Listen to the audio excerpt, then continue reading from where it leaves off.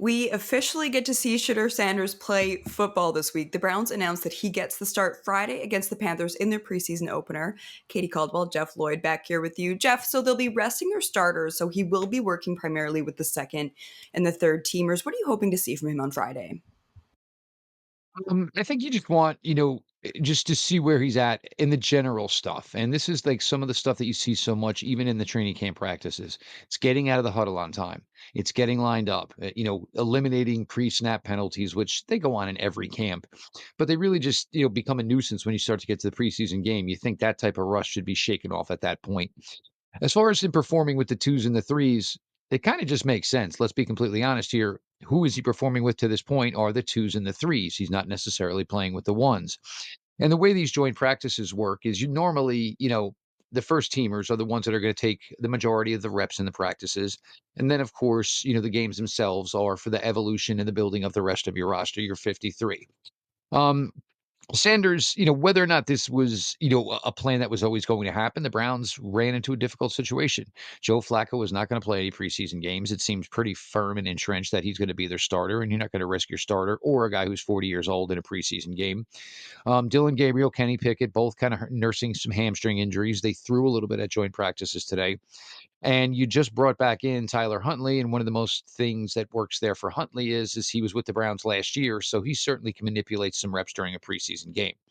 But for Shador, this is the opportunity everybody's been waiting for, and he's never seemed to gotten a bigger part of the practice reps as far as, practicing with the first stringers, any of that stuff. But now the opportunity is here to at least go out there and put together a couple of quarters, 2, 3 quarters of tape. And the Browns can try to give a firm evaluation to where he is and to see whether or not, yes, we're going to make that obviously progression with him further down the line. There's been much concern about, how this has all been handled for Shador Sanders. But the way it's looking right now, without, getting overworked here in training camp, there really could be a situation where Shedeur Sanders just slides into the number 2 quarterback job for the Browns. Do you think this has forced the Browns' hand here? How much do you think this has impacted? Would Shedeur have been getting the start anyways, or was just this them backed into a corner? I don't know if it was necessarily backed into a corner. Kenny Pickett, it just seems at this point, the competition between he and Joe Flacco, it's maybe been over really quickly. And Pickett getting hurt certainly, didn't help his case by any means whatsoever. It seemed like Joe was probably the favorite going into this, and the Browns did everything they could to kind of talk up the acquisition of Pickett, and we'll see the way that ultimately plays out. But ideally, it was going to be whatever veteran won the job, and then most likely the 2 rookies. There's no way you're going to get Gabriel or Shador Sanders. You're going to get them through, releasing them and then get them back to the practice squad. I mean, the league is so thirsty for the quarterback position. If the Browns were to release these two, there was no way they were getting them back. But I think this is, for the Browns to just try and see, where we're at here. And, look, Carolina's going to have some semblance of starters out there. They really haven't been too clear, concise about who it's going to be. But it's time, and I think Shador has been really, really good about this to this point. I think he's understanding the yes, I maybe have a big name, but yes, I was a quarterback that was drafted in the 5th round. He says all the correct things, handles himself as such, and I think he's just really, really excited for the opportunity, as is most of the Cleveland fan base. If he does struggle, do you think the narrative could turn unfairly towards him? Because he's just such a unique situation in the league. The name, he has all of these bright lights on him. There has been such a narrative and such a discourse leading up, and then there was all the drama surrounding the draft. Do you think if he does struggle, this will be a more building of the narrative? My guess is I think there's people who kinda have their minds made up one way or another already. They're either closed off to it, or I think a lot of it is, well, let's just see what happens when the kid actually plays. I think for me, I just thought he was a better prospect coming out than Dylan Gabriel. The Browns at the time certainly felt differently, as they showed by, the way they handled the draft. But then I think they got to the point where here was Sanders in the 5th round, and they obviously felt he was much, much better than that. Certainly a unique situation for Cleveland to have 2 rookie quarterbacks at the same time. And, maybe you're going to have to kind of hold off on the relationship with one whichever one takes the first step forward here is obviously the way Cleveland's got to basically take this and run with this. So, I think for those who want, and for some crazy reason, have their issues with Sanders and his family, I think once you're that deep into it, honestly, you're just not getting those people out of it, you know? And then there's those who think the Browns are trying to sabotage Shedeur Sanders. Here's a team that, there's no sign right now of any hopes of a franchise quarterback till next April. You have two rookies here. Who knows? Maybe one of them just goes out and plays larger than life, you know? So for the Browns and the theory that they're trying to sabotage Shedeur Sanders, it's just foolish. This is a young man at a position that they desperately need to get something out of.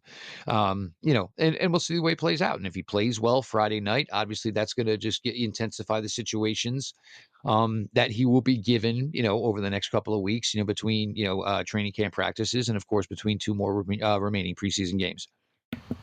When you turn on the game on Friday, are you more curious about how he plays or how he handles everything around him, like the command, the tempo, the leadership? Like, I know it's preseason, it's so early, but man, we know that there are going to be so many eyes on this game, and we know there's going to be a lot of narratives around this game. What are you most curious to see when you turn that game on Friday?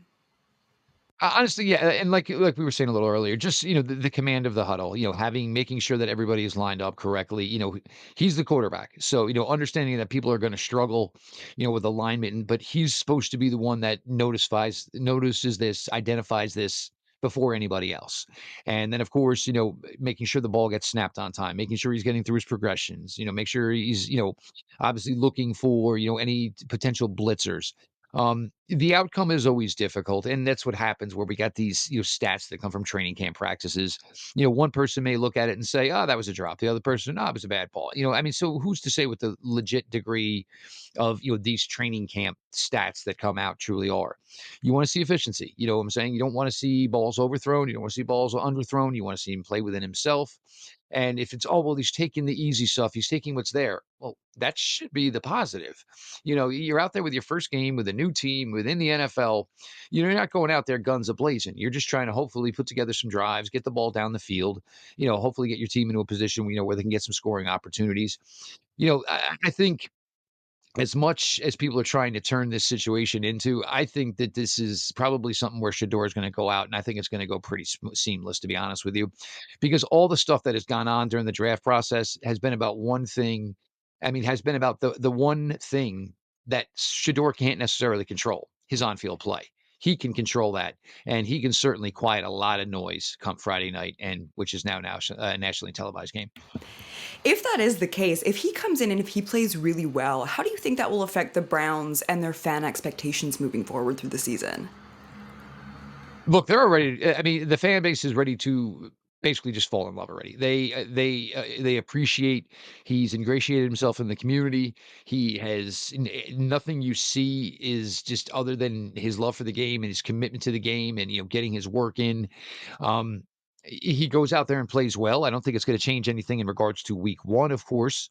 Where we are talking about who's going to be the starting quarterback, but again, Shador very quietly could, just all of a sudden slip into the number 2 job here for the Cleveland Browns.